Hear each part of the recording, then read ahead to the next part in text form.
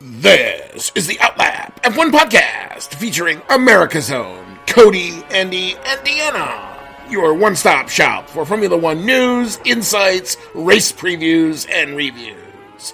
Join us on the Outlap.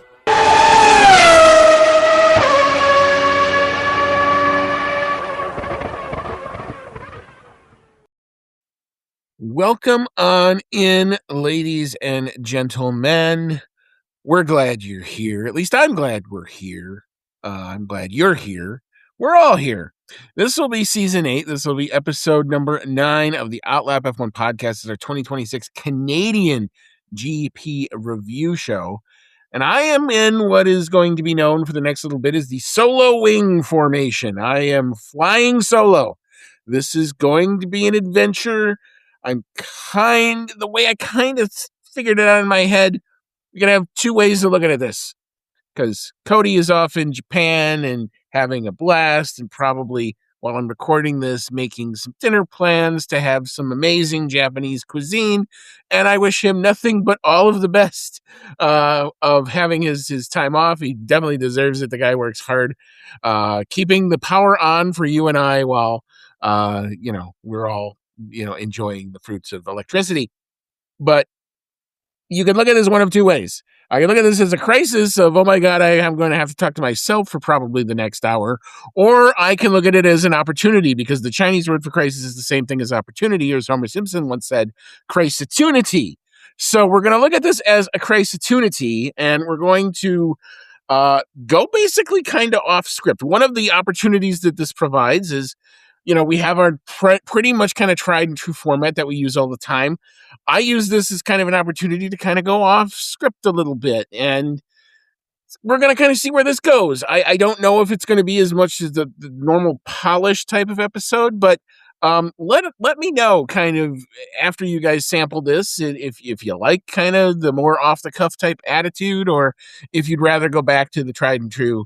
Give me the race results, give me the analysis and all that other good stuff. But before we get into all the fun of the last weekend, the motorsport world was rocked, and this show, we don't talk a lot of NASCAR on this show, but I would be remiss if we didn't extend our condolences and our sympathies to the fans, to the family, or to the family first, and the fans and supporters of one Kyle Busch, who tragically lost his life over the course of the last week, now that it's been revealed that it was sepsis caused by pneumonia. A guy who understood that sometimes a sport needs characters, a guy who was an insanely talented driver, a guy who got the bit and in some ways played the bad guy and played the villain and played it well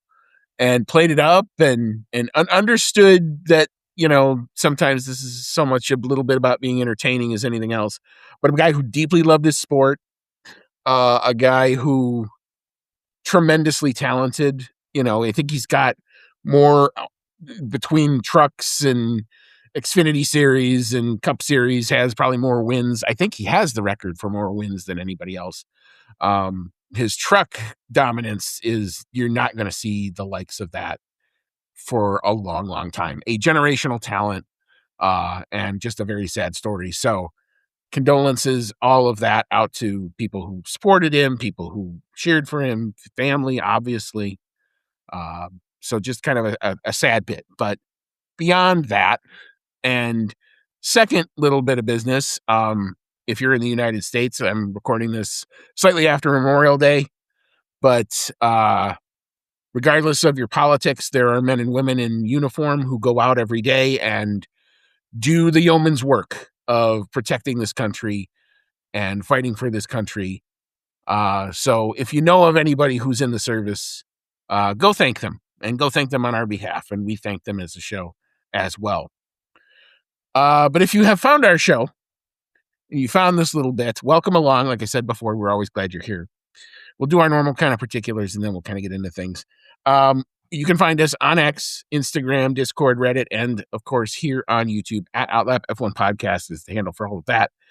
if you enjoy what you're seeing, or I don't know if we're going to do a video with this one. We'll see.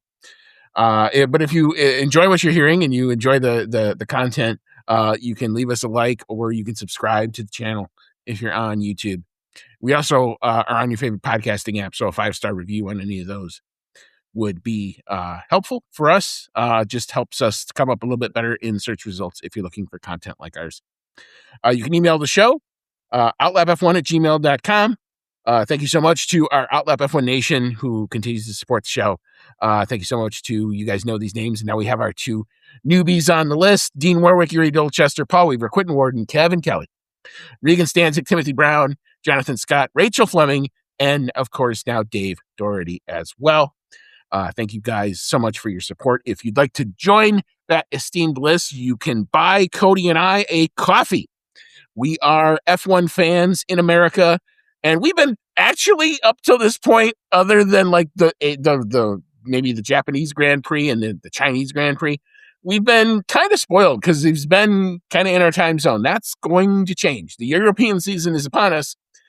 We're going to need coffee because we're going to have to get up pretty early in the morning to consume our F1, starting with the next race in Monaco. So you can go to buymeacoffee.com/outlapf1. You can leave whatever type of monetary donation you'd like to do. You're not obligated to. Like I said before, we're always just kind of glad that you're listening. All right. So I still do think we're going to still start with our headline of the day. And I've got basically 2 of them. One kind of a in general thought on the Canadian Grand Prix, and one that's just more my team specific about the Canadian Grand Prix. General one is the gloves are off at Mercedes. If you thought that it was going to be repeat of papaya rules or Mercedes rules, or that Toto Wolff was going to come on over the radio and calm it all down in lieu of a more team-friendly philosophy, doesn't look like the early indications are that that's going to be the case. Kimi Antonelli and George Russell went at it in the sprint. They went at it again in the main race on Sunday. And the only thing that kind of stopped it was George's car said no mas. If it really wasn't for that, I think they probably would have continued to go at each other. They may have wrecked each other. But it is no longer just Kimi being a potential championship candidate based on this race. He is now the championship frontrunner, and also now has the math on his side. It is going to take the same type of comeback that Lando Norris did to Oscar Piastri and last year. The good news, if you're a George Russell fan, is I guess you have time on your side. The bad news is the math is already tough, because the other big headline, I think, that came out of the Canadian Grand Prix, at least in terms of race pace, the Mercedes updates definitely did their job this Grand Prix. And they were far out in their own kind of race. One, because their closest competition really wasn't there to be had, and we're going to talk about that in a minute. And it just kind of led to they're going to be at each other, I think, going through. But unless George can somehow, he's a DNF down now. And that's a big problem, because if Kimi doesn't even have to win, if George wins like the next 6 races and Kimi comes in second, I haven't done exactly the full amount of math, but I'm pretty sure it's going to be pretty darn close. And Kimi may still be ahead. So Kimi Antonelli is now fervently in charge, adamantly now in charge of this F1 World Championship. You could almost say at this point it's almost his to lose. And I know we're super early in the calendar still, and there's lots of races to go, but the math gets progressively harder for one George Russell. To my own favorite team in the world, McLaren, who tried really, really hard to pull Pato O'Ward out in the Indy 500, and I'm going to talk a little bit about the Indy 500 maybe later. I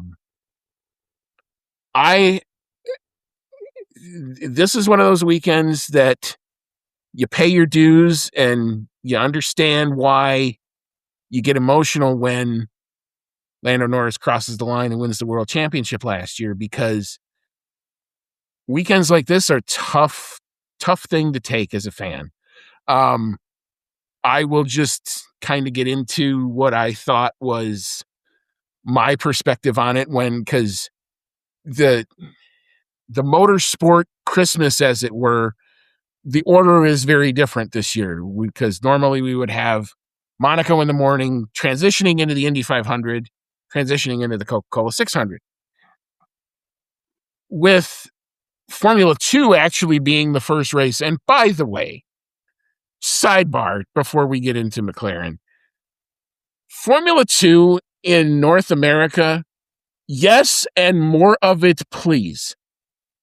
Between Miami and between Canada, I actually thought some of the best overall racing of drivers being hungry and going for gaps and pushing the limit and all of that, between even the sprint races and the full races, were in Formula 2. I am bullish on getting somehow a US program for Formula 2, or a North American program, because Brazil deserves to see it. Mexico deserves to see that type of competition. Canada got it and Miami got it. And it obviously I'm privy to Circuit of the Americas because that's where I go, but I would love to have Formula 2. And for the amount of prices that you have to pay to go to these events to get the premier junior class at your racetrack was a good thing. And we give sometimes a lot of guff to the schedule makers and all that. World events happened. They had to pivot from 2 events that got canceled for them, and they pivoted successfully from everything that I could tell, because I thought those Formula 2 races were bonkers. But okay, let's get back to McLaren, because Indy 500's ending, trying to watch the end of that. And because Indy was a little bit delayed by rain, we ended up doing some crossover. And in my case, that meant changing of screens. Lots of screens. I even posted a picture of what I like to refer to as my motorsport setup, where, big TV, little screen, little laptop, iPad, phone, little screen, doing all sorts of things. So I was changing my screens around because I knew it was almost time for F1, and I didn't necessarily watch a lot of the build-up to the race because the Indy 500 was still going on and was turning into, oh, by the way, the tightest finish that the Indy 500 has ever seen. So that was appointment television, and a race that didn't necessarily start out as a great one ended up had this fervorous boil at the end, and Felix Rosenqvist, who's had some great fast cars there before, ends up coming home with the win over local boy to us here at the podcast, David Malukas, who you just feel it's literally the agony and the ecstasy in both cases there.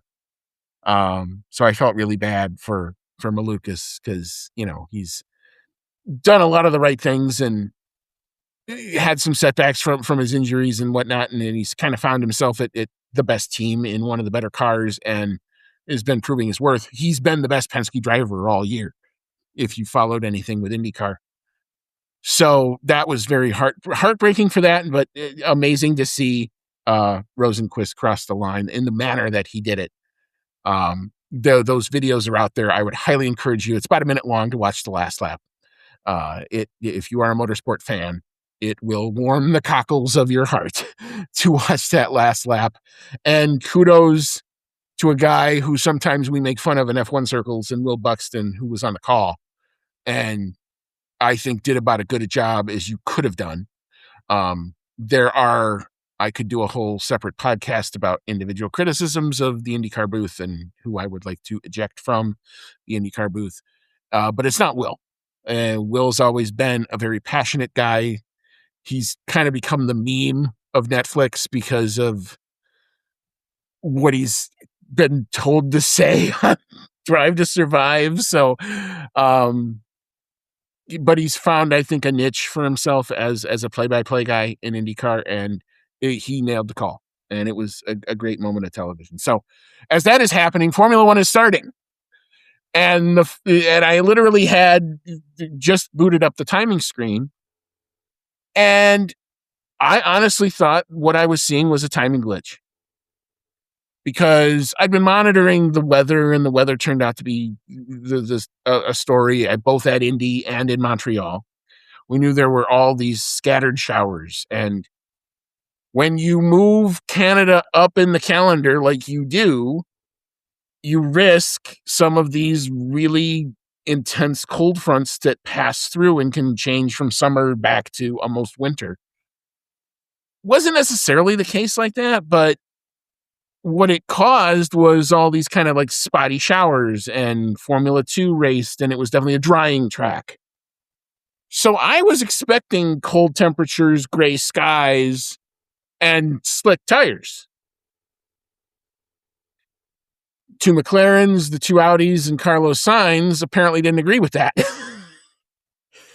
Because it comes up on the timing screen that like they're on intermediates. And I thought it was hand to God, thought it was a glitch. I thought it was a timing glitch because I couldn't believe why would you do that given what I saw. I mean, I saw it spitting into the cameras when I turned F1 and got F1 on my big screen, but I didn't see enough to warrant inters. You usually only go to inters if you can see the spray coming off of the tires because they don't last really long. They are in by design almost a super soft tire. But if it's dry, they just rip themselves to shreds, and because you can't keep them cool. And we've seen Hail Mary strategies before in Canada before. And I got it from the Audi perspective, and I got it from Carlos Sainz's perspective, because if you're back in the field and you nail this call and everybody has to come in and swap, there's a chance you could find yourself in P3, P4. Haas has done that a couple of times before in Canada, where they were on full wets. And all of a sudden they found themselves in P3, and the conditions just didn't stay. They had to come in and box later, and they fell back down. But had you gotten a properly timed safety car and in the melee and the craziness, you could have found yourself in a horrifically good track position. And maybe you make it stick, and you get into some, you make it where, like in the old days, you get some DRS trains and hard to pass and all that other stuff. But why you would choose to do that when you are already on the second row of the grid? You're only behind one team. To me, made absolutely no freaking sense. I have racked my brain trying to figure out, since that race started, what is success for that call? Because the only way that works, let's say, and they came out and have said post-race that they had to make a decision 5 minutes beforehand, and the second they fitted the intermediate tires on, the rain stopped. And there was a couple of issues of two different formation laps. One was our I think it was Arvid Lindblad's car conked out on the first formation lap, and he was waving his arms, and as part of the procedure, they were not going to let them go, so they sent them around a second time. And then they came to a second one, and there was another car that didn't quite get lined up right, and so they had to come around for a third formation lap. So all of this is now allowing the track to dry out because whatever little cell of rain has moved off of the circuit. And as we're doing these formation laps, I keep thinking, you could get off for the it went from, I thought it was a timing glitch, to then I saw the onboards, and I'm like, oh my God, they actually did fit intermediate to just on both cars. And the only thing I can describe that is it felt like the F1 equivalent of ritual suicide. Because what was winning going to do? Your best shot at a win was to get off the line with a start, get the lead, and hold it. But if it's not raining, and in the final start, that actually worked because Lando jumps both Kimi and George and finds himself in the lead, but there was not adequate time to build any sort of a gap. Oscar, it didn't work as well for, and I think settled into fourth off the line. But then they boxed him immediately on the first lap to get him off of those tires because the strategy at that point wasn't going to work. Oscar even was on the radio saying this is a mistake. Lando had kind of accepted the fact that this was not going to work, even though he was trying to push and build a gap. There wasn't enough gap to build because the field spread was so thin because it was the first lap. So after that, you can really kind of close the book on the McLaren story. I mean, it turned into Lando trying to recover, got kind of bogged down in the midfield, then had another freak pit stop because one, he had flat spotted the medium tires that they were going to try to run long on, so that idea went out the window. And then after that, they put him on another set of mediums. He had to come back in a second time because apparently there were all sorts of bits flying into the car that had screwed up temperatures, engine temperatures. So they boxed him again. And then the gearbox just decided to say, I'm done with this race, and his car conked out, and that was the end of his day. You look at Oscar, he's now down in racing cars that he was quicker than, probably saw a little bit of that red mist, the kind of same thing you saw in Baku last year, but not necessarily to the same extent.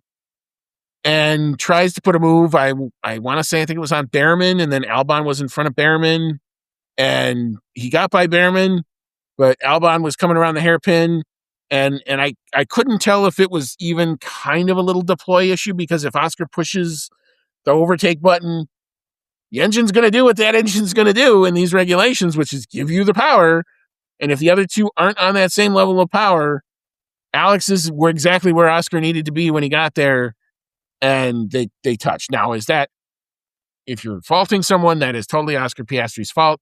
That was Alex Albon's corner. He was not doing anything wrong other than running the normal racing line and trying to go defensive against potentially an Ollie Behrman pass.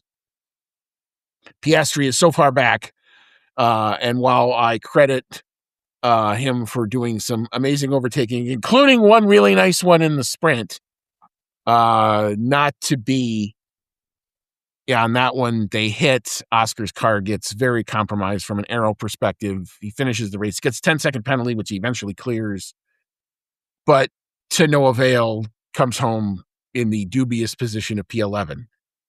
So no points. I would say my initial thought after the end of the race, and I was admittedly kind of hot after that race, and was that I thought someone at the MTC should not continue to be working for that team if they're going to make a call like that, because I can't understand what winning that initial start would have given you, given how the track dried out, because it not only stopped raining, it then got windy, and then it dried out even faster. And there's this beautiful thing in the world called radar, and the team should really kind of look at it to see, is there more rain coming? Because unlike Miami, we never got a call from any of the team radios that I heard up and down that there was potentially more rain or potentially any of that. So that move made no earthly sense to me, and that takes them out. And that leaves George and Kimi to go part two of their ding dong, which started in the sprint where George comes out ahead, but continues in the main race. And we may have early on, at least in the first race, given how dominant George was, and maybe not giving Kimi enough credit for the driver that he is, Kimi ended up winning that thing and winning it legit, man, because he had to fight for it. And yeah, George's car conks out. But as I was watching that battle, I kept thinking, George is not getting rid of him. And Kimi's going to keep on coming. And it's kind of one of those, it felt a little it felt a little bit like when you're watching like one of the Rocky movies, and there's this great line in Rocky 2 where Apollo Creed's manager is saying, "You gave him everything he had, and he still kept coming." That was Kimi Antonelli in this race. George would lay a body blow, and you'd think that that's it. Kimi's just gonna, tuck it home and go home in second place. No, sir, no, sir, no, sir. Comes back out and absolutely comes back at George. And we were treated to very much a 30-lap, honest to God, back and forth. And the entertainment value of that was real. And for all of the criticism that these regs have gotten, and a lot of it I think is very warranted, the one thing you cannot ignore is if you take whatever your opinion is of the engines and put them to the side, the part that they have nailed more than anything else are the chassis regs. Because you've got cars who can sit in that half a second down zone and survive. It's not ideal. Yeah, clean air is still king. You still want to be out front if you can be. But it's not a given anymore. So you really have to not only defend your position, understand, and then you have the added element of all the energy, air quote, management that it was interesting. I didn't hear it getting talked about as much. And I wonder if that's a shift. On a circuit that we thought coming in was going to be very much energy starved. This was really the first circuit that you saw those new regulations kick in for qualifying and whatnot. And it was definitely better. Where there's still times where I could say, oh my God, I could hear the beginning of the super clip, but it wasn't not nearly as noticeable. If you go back to Australia, where it was, my God, was that noticeable? And you compare it to here, which are two energy-starved tracks, I think it was better.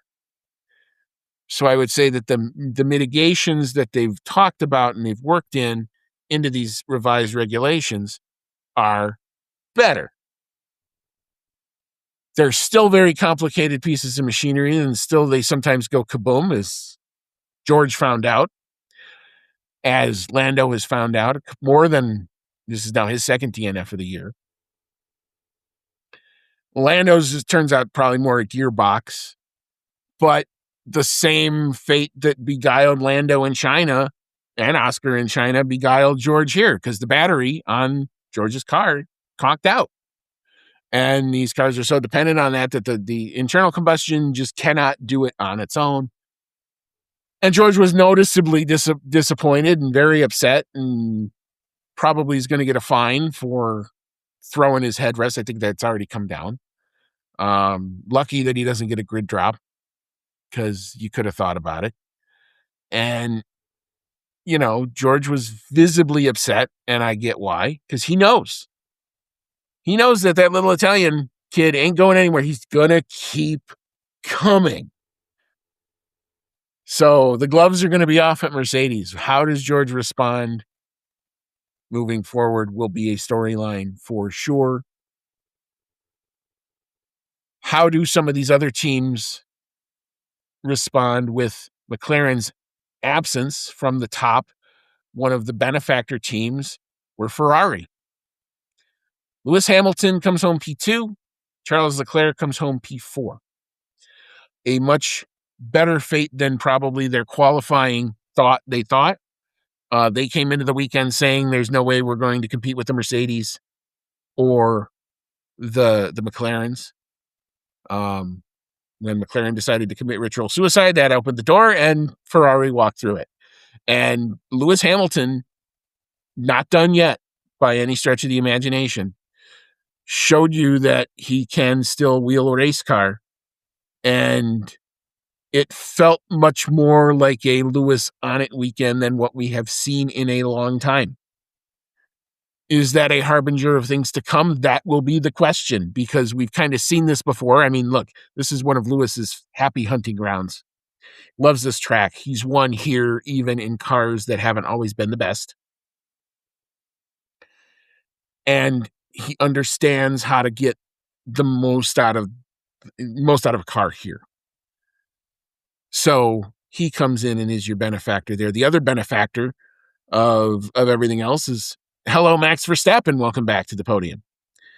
And I'm not entirely surprised, because with a track like Canada with big long straights and that big rear wing hole that car cuts through and relieves the drag and all that other good stuff. Yeah, Max Verstappen should have a good weekend here. Almost should have, arguably could have had P2. Lewis got him kind of right at the end and comes home 11 seconds off the lead. Lewis comes home 10 seconds off the lead. Claire finishes P4. I guess we'll give you the top 10 here. So Antonelli is your winner. Hamilton P2. Verstappen P3. Leclerc P4. Isaac Hadjar. We haven't talked about Isaac Hadjar yet. Isaac Hadjar had himself a weekend too. And Isaac Hadjar had himself such a good car and such a good gap that it didn't matter how many penalties he racked up in that race, because he got a 10-second for causing a collision, and then I think he got a stop-go, and didn't matter. Served them both. Came home P5. Red Bull second seat at one point. I know in the qualifying, I think it was Q2, he was actually P1. So maybe getting it. Maybe the Red Bull second seat might not be as big of a thing. And it's important for that second seat to produce and do well if Red Bull wants to recover over the rest of the course of this season, because it's still very much a car with what looks like a very narrow window. But what they do better than anybody else is they might start off slow. Their sprints might not look great on a sprint weekend, but they develop over the course of that weekend, and they fixed whatever was ailing that car, and Max looked like a different guy between Saturday and Sunday. And Max always tends to do that anyway. But now you had Isaac Hadjar solidly in the points. Good for him. Other benefactors of teams falling over themselves. Franco Colapinto in the Alpine. Hello, how you doing? Since his visit back to his homeland of Argentina, he's had 2 career best finishes. So that's damned impressive. Franco Colapinto, good to see you there, sir. Liam Lawson comes home P7. Impressive result for the Racing Bull. Pierre Gasly, double points for Alpine. Definitely looks like that team has turned a leaf. They are no longer wallowing at the back. They now appear to be firmly entrenched in the midfield and can take advantage of opportunities. It feels to me very much like a 2019 McLaren, where like you finally saw, oh my God, we're not bad anymore. Doesn't mean we're always good, but the absence of bad is the first step on coming back. So good on you, Pierre Gasly, for coming home in the points in the top 10. Double points there. And Carlos Sainz, the only guy who the rain tire thing worked for in all of this. Somehow, some way, through gut, guile, and everything else, manages to come home in P9. And your last point finisher is Ollie Behrman in the Haas, a hard-earned point for a Haas team that is going to have to scrap and claw for every point that it's going to get because they don't have the development budgets that the others do. So we'll take you through the rest of it. I already mentioned Piastri came home P11. Nico Hulkenberg comes home P12. Gabby Bortoleto in P13. There, the Audi gamble to go on rain tires at the start backfired as much as it did for the McLarens. Esteban Ocon comes home P14. Lance Stroll comes home P15. The Aston Martin's still looking pretty slow, but this is extended testing for them.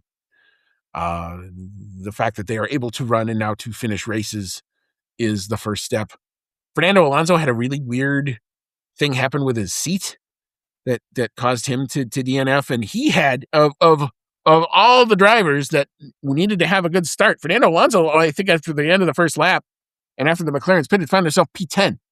And you just got to remember, like, that's a guy who's still got some give in him left, and some pedal skill. And if they could ever get the car to do 50% of its potential, you might see something before the end of this season. I don't know if we're going to see it, though. P16 was Valtteri Bottas in the Cadillac. That was your last classified finishers. Only 4 cars on the lead lap, which is a testament to how dominant or how big the field spread really can be.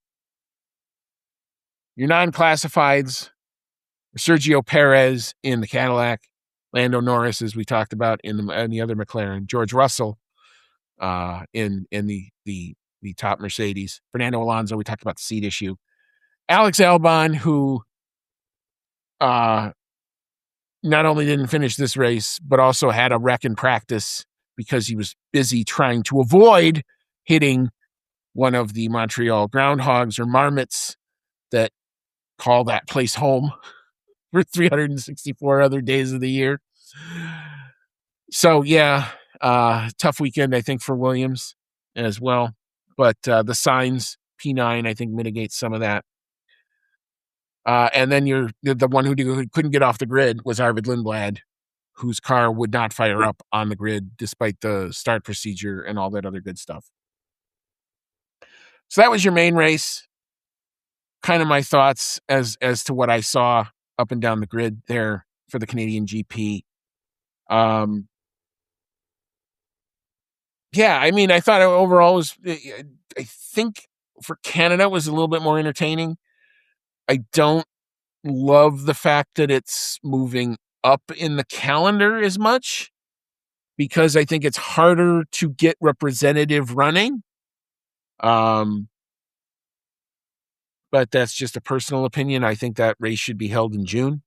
It should be, you flip Monaco and Canada back. I get why it's here, given where Miami is on the calendar. But if you're going to do Miami and Canada back to back, you can move Miami back a week, or you can do all sorts of stuff with the calendar. But wasn't as big of a fan, even though it was Motorsports Christmas. There was a lot of good racing on, but I didn't like that it still conflicted with the Indy 500. I hope that in the and there's really not anything that Formula One can really do about it. You can't really go a whole lot later because you're 4:00 local time to start the race. What you got to hope for is that Indy goes through and isn't interrupted by anything. But yeah, that's your main race. In terms of the sprint, gutter sprint for McLaren's. Lando Norris actually comes home P2 because the two Mercedes fight with each other. Let's pull up the sprint here. Antonelli actually had a decent start. Both the Mercedes had a pretty good start off the line in the sprint. But it was the back and forth and the ding-dong between Russell and Antonelli that allowed Lando to eventually get the better of at least Kimi. Piastri comes home P4. So your points finishers in the sprint were Russell P1, Norris P2, Antonelli P3, Piastri P4. Leclerc was P5, Hamilton P6, Max Verstappen, tough start to the weekend, but it would definitely improve. Comes home P7 in the sprint, and the last points position was Arvid Lindblad. I thought, pretty much a fairly entertaining sprint. First time we've seen it in Canada. I thought these cars with the chassis changes definitely allowed for better racing. Didn't find myself fixated on the super clipping as much. So I think both of those were positives. In terms of the main qualifying, I think your biggest takeaway was not as big of a gap that you had between the Mercedes and the McLarens and even the Ferraris to a certain extent. Only a couple tenths. So your top four are converging, at least in qualifying trim. Where I thought the Mercedes spread their wings was a lot better in race trim, because even when the McLarens got off of those horrifically bad rain tires and got onto their set of mediums, they couldn't fire them up. Their race pace was very inconsistent. The Mercedes race pace was very consistent. So their big upgrade package was definitely good. Other teams' upgrade packages are working well as well. I do think there will be some tracks that will suit other cars. But this just can't, I don't know what it is about Canada and McLaren in recent times. This is just their kryptonite track. And you dare have the thought going into Sunday, like maybe because they were only a tenth or something off of the pole. It's good, close qualifying. I thought for a second Lando might have had it there. It just wasn't to be. But, and then, Russell comes off. Russell had a very scrappy session up until that point, and then comes up with a great pole lap to edge his teammate. Statistical irony, if you want to know that, the gap between Russell and Antonelli in sprint qualifying was 0.068 seconds.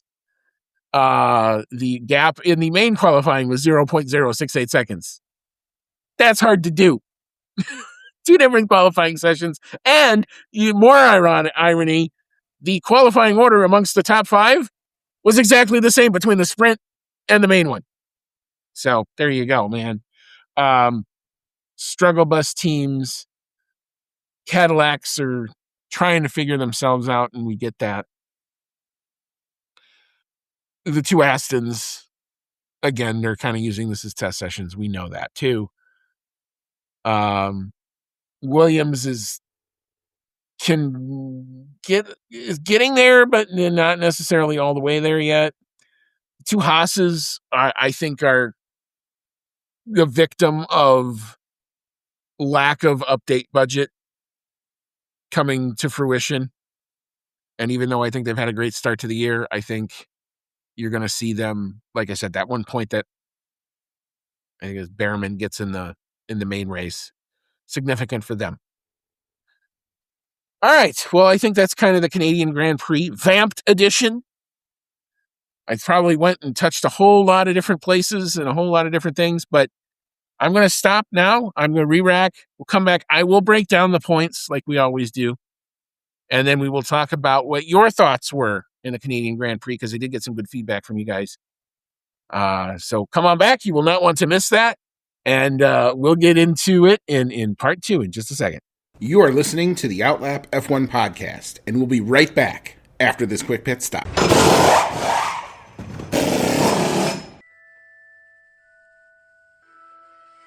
Grab your flu powder, broomstick, or apparate to your favorite audio streaming service to join the discussion on Hogwarts, a podcast, where Dan and his friends have in-depth chapter-by-chapter breakdowns of each Harry Potter novel. Join the group as they dive into the magical world and discuss plot points, analyze character development, and occasionally go off the rails. Whether you're a muggle who's new to the series or a pure-blood wizard who won't need a remember-all, Hogwarts, a podcast, brings everyone to the Great Hall for a magical discussion. Hogwarts, a podcast, available wherever you get your podcasts. All right, welcome back on in, folks. This is season 8, episode number 9 of the Outlap F1 podcast. It's our 2026 Oh Canada, the Canadian Grand Prix review show. You've got Andy, and I'm continuing to fly in solo wing formation as we transition now to part 2. I hope you all enjoyed part 1. Something a little bit different. Let me know what you guys actually think, and it's okay to say that you didn't like it, and that's totally fine. I'm just curious to know, because I'm trying to figure out how I'm attacking so that it doesn't sound like I'm completely just talking to myself, even though when you're recording, you kind of are. But anyway, until Cody comes back from Japan, and again, I hope he's having himself an absolute blast. But what did this race do to your driver's standings? Well, we'll take a look at our top 10 after this round of the F1 World Championship, and that sees Kimi Antonelli firmly out in front. The Italian has amassed through this many rounds 131 points on the season. Second place is George Russell, his teammate. That's a pretty big gap, only 88 points. So, yeah, like I said, the math is definitely in Kimi Antonelli's favor, even though there's still a lot of rounds to go. There's still speculation out there that we may still get one of the canceled races coming back, depending on how world events shake out. It's one of those smoke stories that just doesn't go away. But anyway, George Russell is in P2. Third place is Charles Leclerc in the Ferrari, up to 75 points on the year. Fourth place is Lewis Hamilton, back in fourth place after losing it to Lando Norris, but gaining it back after the sprint, but gaining it back after the main race. Lewis has 72 points on the season. Fifth place is the defending champion, Lando Norris, only 58 points on the year. Sixth place is Oscar Piastri, 48 points on the year. Got their points in the sprint, and that was also wrote for that, the men in Papaya. P7 is Max Verstappen, up to 43 points. Podium finish for him. Certainly helps his case there. P8 is Pierre Gasly for Alpine, up to 20 points. P9, Ollie Behrman, scrapping for Haas. Like I said, significant point for them, up to 18 points. And P10, rounding out the top 10 in the drivers, is Liam Lawson in the Racing Bull with 16 points. Your team standings through this round of the Formula One World Championship. Mercedes have continued to open up the gap. 219 points on the season. P2 is Ferrari. They fight off the hard-charging McLaren, at least for this round, up to 147 points. P3 is that McLaren squad, firmly entrenched now in P3. 106 points on the season for them. P4 is Red Bull, up to 57 points. P5, Alpine, like I said, firmly out of the back markers and firmly into the midfield. Apparently this season, up to 35 points. P6 is Racing Bulls. They check in with 21 points. P7 is Haas. Significant point for them, like I keep saying, up to 19 points. P8 is Williams, up to 7 points. P9 is Audi with 2 points. P10 and 11 both have 0 points, but that is Cadillac based on countback. P11 continues to be Aston Martin, who's just the struggles continue. I mean, progress in that they are now a lot more reliable, but a long, long way to go. This is probably going to be a bit of a throwaway year. They need like a rain event to probably get into points, but with Monaco coming, Monaco can be a great equalizer, not necessarily engine-dependent track. Who knows what can come from there? All right. Well, you have heard, if you listen to segment 1, you listened to 45 minutes of my take on a little bit of the Indy 500 and also a good chunk of the Canadian Grand Prix. What were your thoughts on this race? Thank you so much to our contributors for giving me something to talk about other than my own thoughts. So thank you very much to Rachel Fleming, who leads us off. And she says, so that for me was not very enjoyable. What on earth were McLaren thinking? And to put both cars on the inters was very, very daft. Then after the inevitable pit stops, Lando goes grass cutting and the gearbox fails and Piastri does a beyond stupid move on Albon. The wrong Merc failed for the fight for the Drivers' Championship and it robbed us of a great fight for the win. Merc versus Merc would have been great, but no, George's car fails.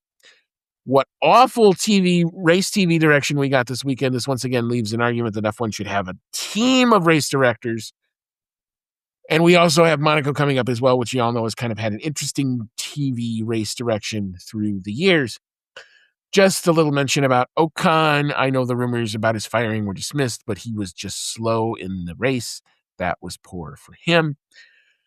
Audi watch. Well, like the McLaren started at inters, and when they failed, they just circulated and did nothing. Well, I said that, but Nico spun. Alonso watch started well, but another DNF as the car failed. Perez watch drove well and even overtook Ocon, but the car failed. It has not been a good day. Yeah, Rachel and I were going back and forth on Twitter and trying to console one another to no avail. Obviously, it seems, but yeah, I can't disagree with it for almost just about anything here because yeah, it was the wrong Merc that failed. It's now 130. What is it? 131 versus 88.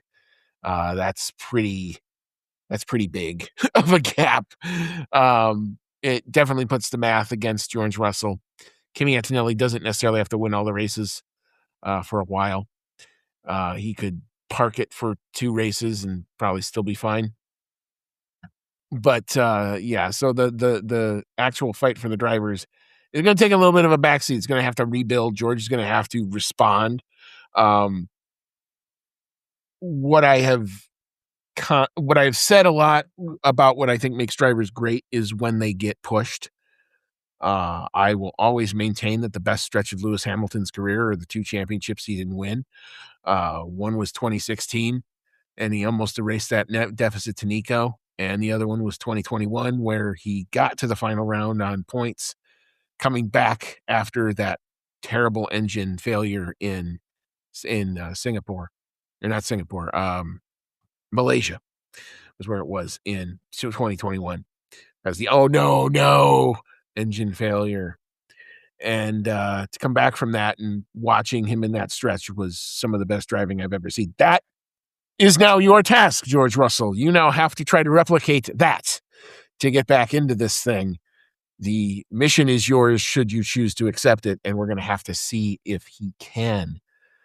I think that's going to be the big thing. I already kind of talked a lot about what my thoughts on the McLaren gaffe, for lack of a better term, was. I cannot explain it. Radar, maybe you've heard of it. Maybe you should check it. I don't know. I don't get it. I didn't get it at the time. It made no sense. Like I said, I literally was flicking my computer monitor because I thought it was a timing glitch. Yeah, I don't understand it. Don't get it. Can't explain it any more than you can. They did, to their credit, kind of take it all on the chin. I saw Andrea Stella came out and apologized for it. I saw, all the recaps that it was just a tough day, and these are the tough days as a fan. If anyone wants to know, my hat had a nice aerial circuit all the way across my living room once Lando's car failed. And that might have happened anyway, even without the tire call. That could have happened, and he would have ended up with no points. But the guy it really screwed over was Oscar, who was much more adamant on the radio, at least from the beginning, from all the team radio that I was able to hear.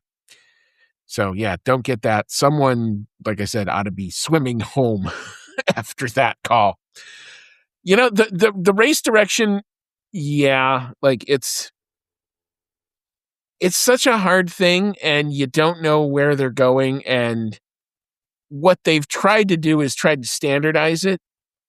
And I think in so doing, they've lost an opportunity to have each circuit look slightly different.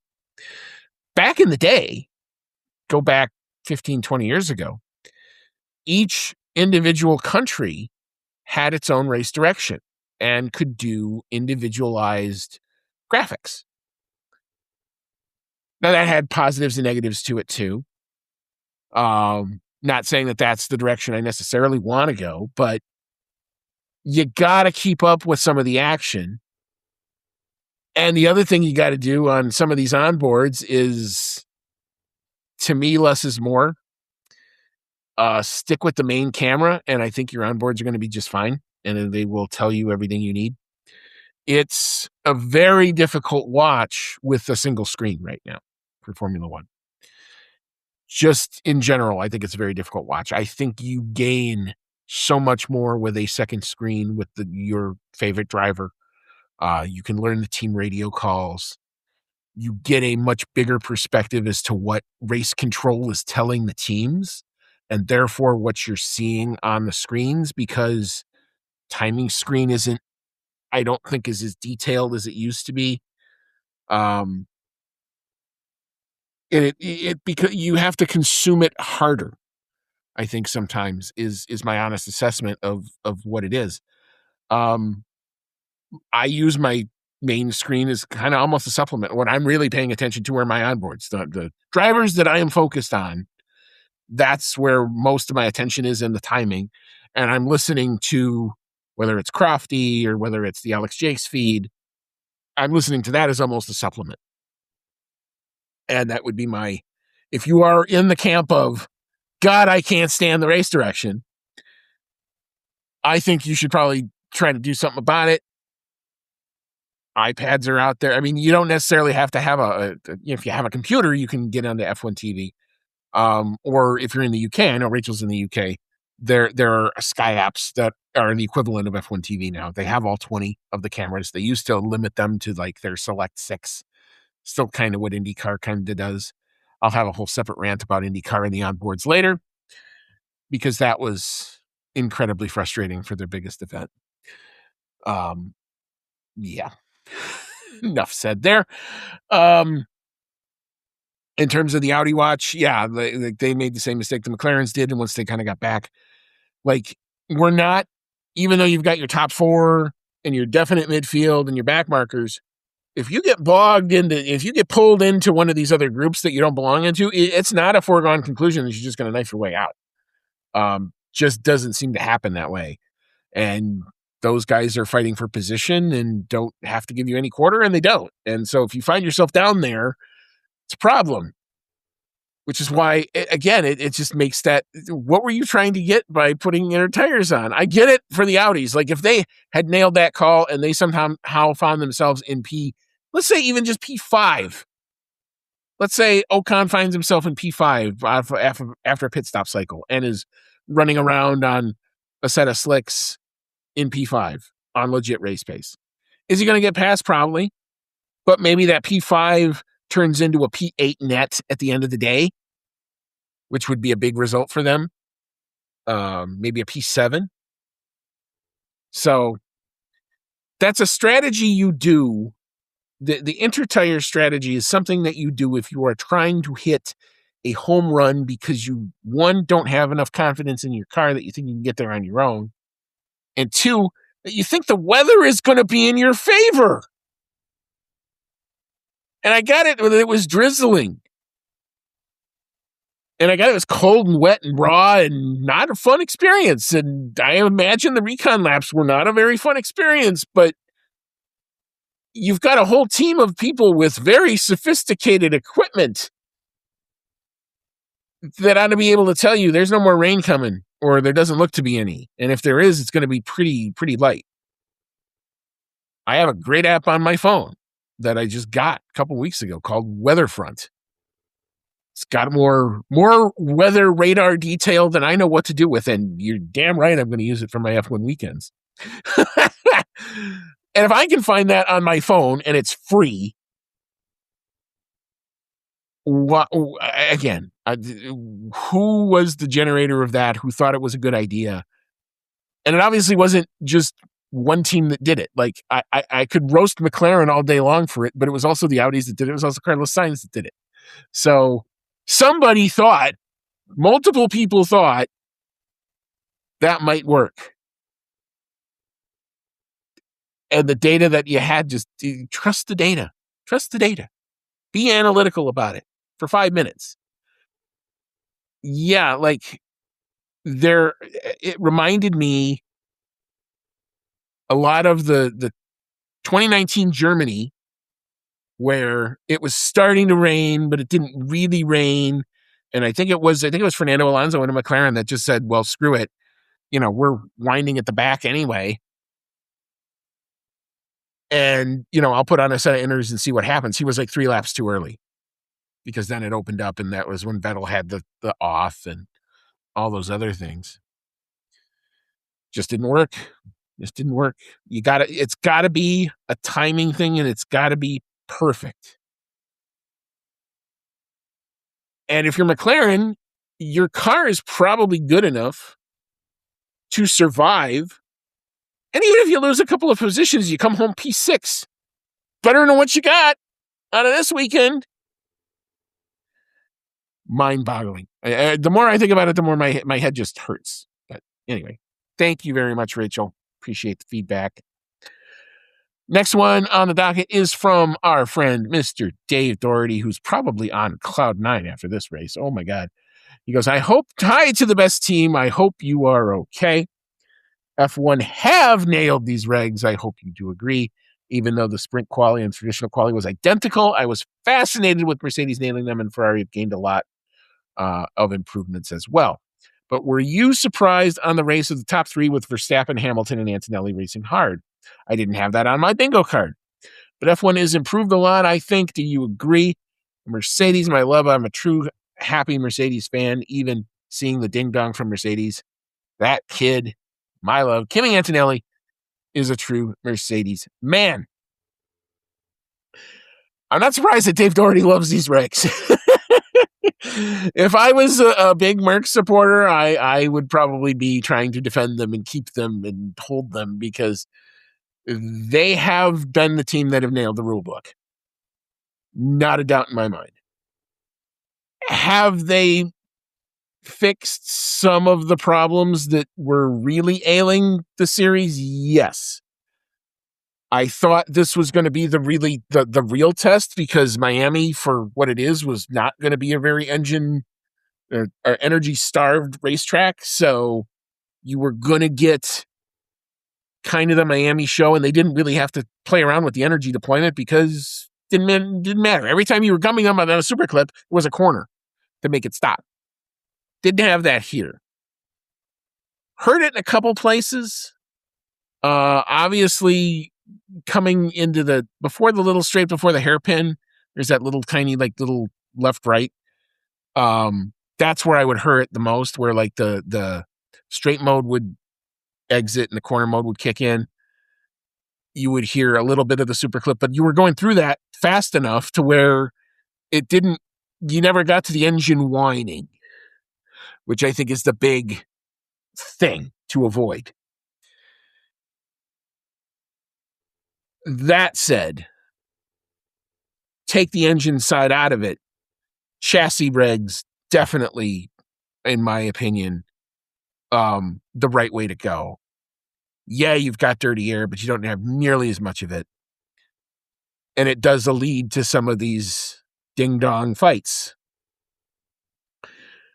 I don't think you're going to see on the energy-starved tracks as much of the yo-yo stuff that we saw, especially in places like Japan. Because you literally don't have the energy necessary to make something like that work. So it does come down to much more what we would think of as traditional racing moves to pull stuff off. Because the cars are not as wide, you now have more track area to make moves in, which is good. And you have more corners at which now become available or potential passing zones, especially how you turn on the overtake mode, I think is a good idea to give that extra boost to let a pass happen. You can counter it with the boost button. And that's, for the most part, up to the drivers. So I think they have done as good of a job that they could do with the constraints that they had. That said, I am definitely in favor of the announced moving to like a 60-40 split, because then you won't have as much dependence on a straight mode and this active aero as you do, and you won't have nearly as much engine whine as you even currently have with what you got. I was pleasantly surprised in the overall lap times that they ended up basically about 1.8, maybe to 2.1 on average pole time to pole time off. Never had a sprint race here before, so you don't have a data set there. But in the main race, I think I apologize, I don't have it in front of me, but I think Kimi's pole lap was in the mid 112s. And that was actually, we were in the 110s, the mid 110s, so about 2 seconds off. So it's not as bad as you would think. They definitely got quicker as the circuit rubbered in. Circuit this year was very, very dirty. And what causes that can be weather and a bunch of things. I think if you wanted to maximize your Canadian Grand Prix experience, you would put this race 3 weeks from now when it gets warmer. Because I do think, and you can have your own varying opinion on this, whether you want cars in the optimal window and best tires for best grip and best racing, or if you give them something that is more challenging, sometimes can lead to better racing too. So it was interesting to see the opposite side where, we come from Miami, we were trying to keep the cars cool and doing double cool laps. So here we're trying to just fire the tires up. That was interesting. Interesting how different teams manage to do it in different ways. And then you learn a little bit more about how those teams' arrows actually work. So that's my take on what I thought about the regs. Mercedes updates I talked about in the last segment, definitely working. And I was very surprised with the final top three. I would have expected Antonelli to be there. Lewis had definitely an above average weekend for him. The hope would be that that's the start of a run for him. And if he can maintain confidence, he can interject himself into this competition, because it's, other than maybe P1, it's pretty much all to play for, unless Kimi has some reliability issues. And there's plenty of races where that can still happen.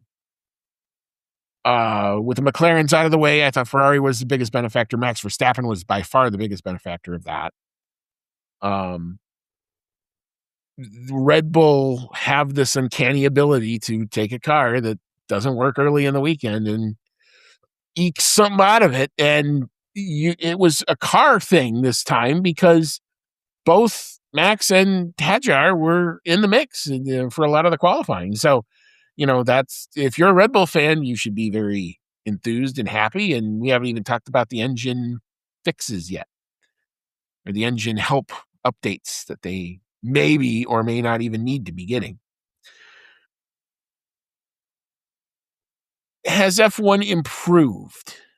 Interesting question. And that to me is it's incomplete, because we haven't gotten to a lot of the traditional circuits yet.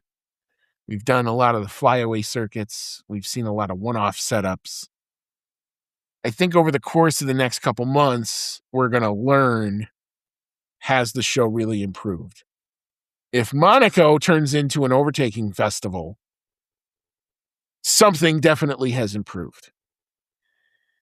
If a track like Barcelona in Spain, which traditionally doesn't have a lot of overtaking, can be a better overtaking and give us a better spectacle on race day, that's also an improvement. Where does the lap time come from, and how do these updates really help to create better competition? Because right now we have 3 distinct groupings, and it's going to be, unless somebody does something stupid, it's going to be hard for one team to break into a tier above them. And it's also hard, if a team falls into one of those other tiers, to get back out of them. And that is something that I think moving forward is something to watch for sure. All right. So thank you, Dave. And I've talked at length in the last segment about Kimi. He just kept coming. And I think that's what he's got going for him.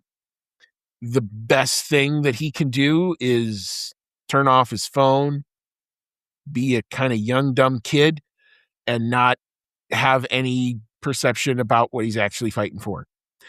Because I think when you start to think about it, it gets tough.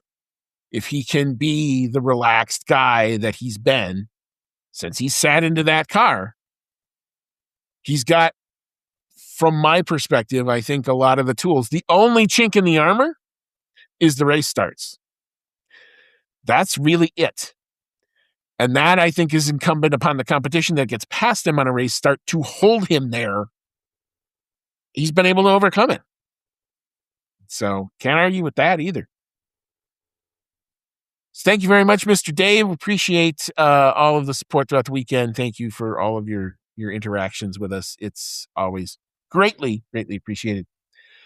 Last one comes from Mr. Formula. And I like this this is a false start message, as there were lots of false starts. As this race is on lap 39 of 68 as I'm typing, but who cares? It's already been a good one to me. Some wonky tire strats, Mercedes battling hard in the field, pushing the tires hard, George retiring, all inarguable positives. I know the Formula is not a big fan of Mr. George. Except Alonso, man, I feel secondhand frustration every weekend when I watch him.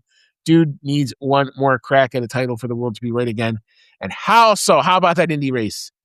I'll be going to the race at Road America. I was able to go to the Indy GP this is probably a good segment to talk a little IndyCar. I may put my favorite sound effect in here. But yeah, the Indy it started out kind of ho-hum, a lot of fuel save early, a lot of Chip Ganassi at the front. You thought it was just going to be kind of an Alex Palou, controls the race, controls the field, and when it becomes time to go fast, he kind of turns it on. But not to be. Both Rosenquist and Pato O'Ward went on to a very risky offset fuel strategy, of which Felix was in a much better position. Pato was mega fuel saving for a lot of laps and probably doesn't finish as high as he did in the overall order until the 8 laps to go with the Caio Collet crash. And, IndyCar brings out the red flag, and I will make my case yet again for I'm fine with that if you publish your last 10 laps from lap 10 to lap whatever. This is when we'll red flag it.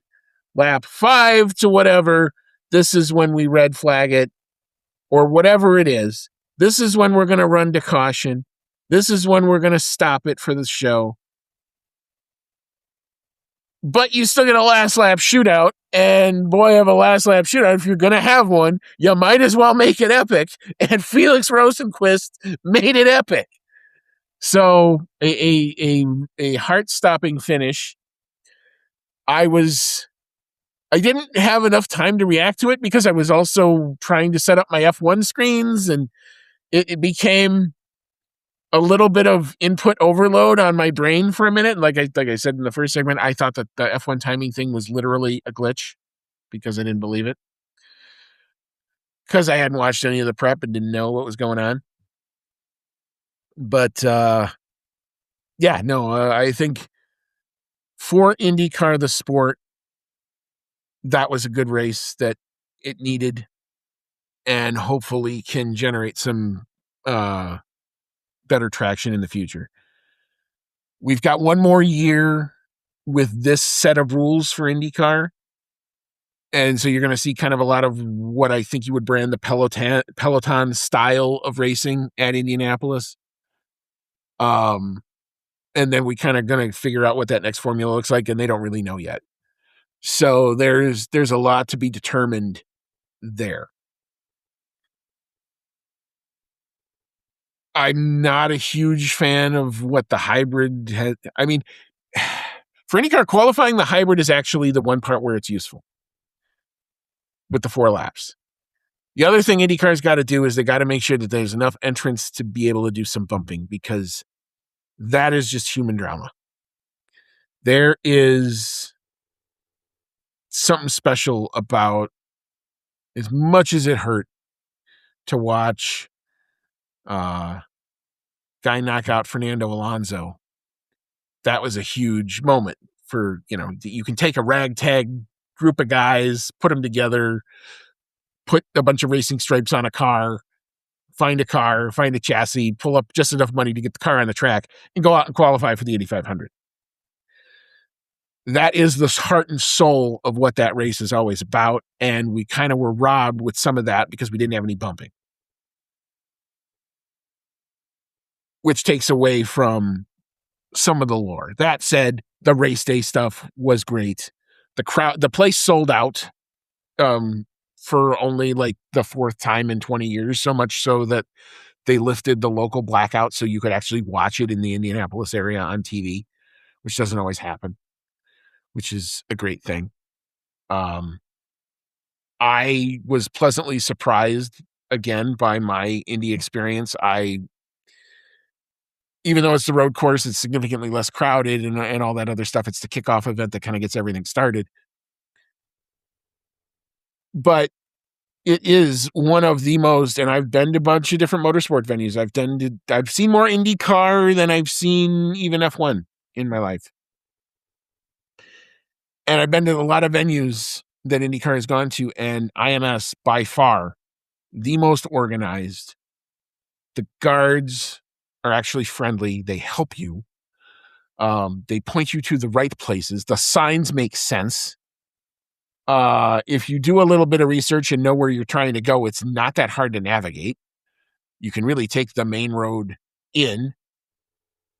And the funny part is you do have to drive through the little part of the town that's looks like a little tiny suburb, like a little subdivision, and then you turn around and it's a subdivision with a big racetrack in the backyard. So that's what IMS kind of looks like. And I would encourage, I say this about IndyCar, if you are looking as a motorsport fan to try to get into racing, Road America is a good venue. One of these years I'm going to make it up there. Probably not going to make it to St. Louis this year. I've been there a couple times. That's a great racetrack too. If you want to watch compelling short oval IndyCar, Gateway in Madison, Illinois. Highly recommend. Little tiny, not a huge racetrack, but great sight lines pretty much anywhere you sit. You can sit high and get, the full view. You can sit low and be very intimate with the cars. You'll get a great experience there. If I can pull it off, I would love to be able to go see one of the races at the Milwaukee Mile because I used to watch that race as a kid. So that may be something I try to do if, the budget will allow. But that's kind of getting close to my F1 time. So it's always kind of tough. I kind of had to make decisions on, well, you can go to Milwaukee or you can go to Austin. You can't really do both. So I got to kind of make up my mind what I want to do there. To your comment about Alonso, there's not a doubt in my mind that his career is going to go down. It's just he had the worst possible timing. And here it just, like, if they didn't change all the engines, they might be fine. I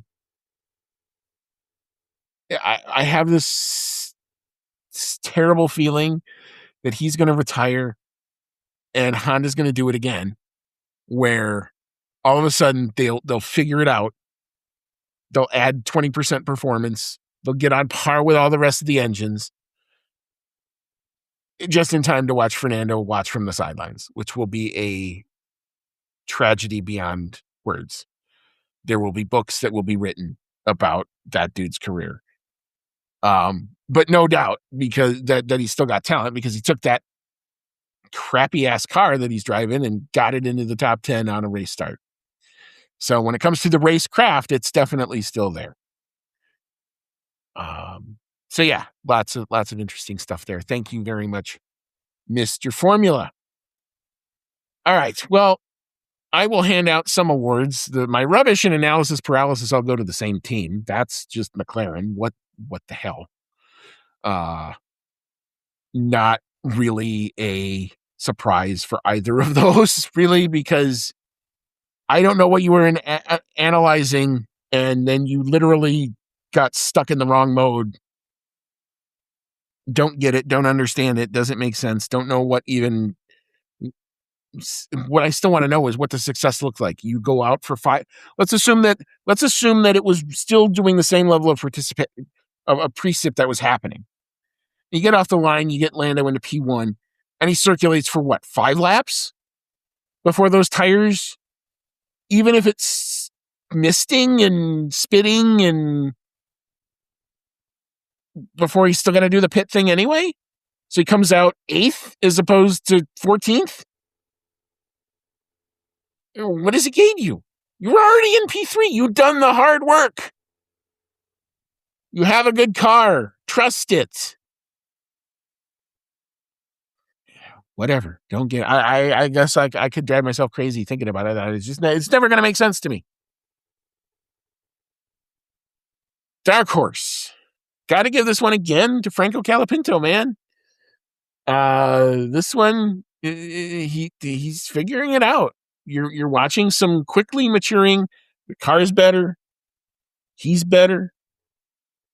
You're not seeing as many shots of Flavio anymore. Good. Alpine is turning the page on their story, and maybe better things are happening for a team that has been in the doldrums for a while. And that's, if you're an Aston Martin fan, that should give you hope that it's possible to turn this thing around yet. Might not happen this season. May take a year worth of development. It's not going to be fun, but there you go. My driver of the day, I got to give this to the guy who ended up winning the race and won all the battles. That's got to be Antonelli. Had to earn it. Went out and did it. Didn't stop coming, even though it wasn't in his necessarily best interest. And the gloves are off. And he understands that now this is going to be a fight, and George has no choice now but to fight it. He can't just play a team game. He can't just come home in P2 and say, I'm close and I'll wait for my opportunities. Matt's not there, dude. Not anymore. Now, can Kimi have a DNF that suddenly flips this? Yes. But something like that is what's got to happen. George has to have a great weekend where Kimi has an off weekend. And other than maybe the first race of the season, I haven't seen Kimi with a bad weekend yet. And even then, I think he came home second. All right. So that's our awards. Apologies, we didn't get a chance to do predictions. Again, number 1, flying solo, and 2, it was just a crazy week leading up to the holiday weekend. So for me personally, nothing bad.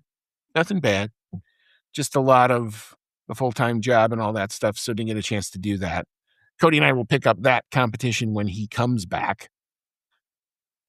And so endeth our Canadian GP review. If you have stuck listening to the sound of my voice this long, you're an amazing human being. Thank you so much. Do the YouTube thing, like, comment, subscribe. Tell me what you thought about me just kind of rambling on. Maybe it was good, maybe it wasn't. Interesting experience. I've never tried to do something like this for this long by myself. But yeah, I mean, our next up is going to be the Monaco GP in, I think it's 2 weeks' time. Gonna be packing to go up north, so not sure about a preview. Just gonna warn you right now, not sure if I'm gonna be able to do that. We'll see if life allows me to do it. I definitely would like to do it. We'll try to conk out a review once that race is done. And then we're going to also have the same problem because I'm still going to be up there while Spain is kicking off. Definitely we'll get a chance to do a Spain review because I'll be home for that. But we'll see kind of how the internet works up there, how it goes. So it's going to be kind of touch and go with the sound of my voice. I will do my best to kind of keep on with credible social media stories that I'm hearing. There's a lot of weird stuff flying around. We'll see how any of that lands. But until then, take care of yourselves out there. If you're in the U.S., give somebody in uniform a thank you from us. And as always, folks, may all your laps be fast.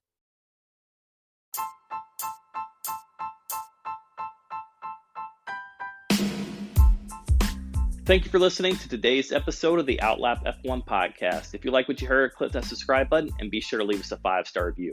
If you want to connect with us outside of the show, check out our website at www.outlapf1.com. Find us on Twitter and Instagram at OutlapF1 Podcast, or email us at chatnow@outlapf1.com. As always, thank you so much for your support, and we'll see you on the next one.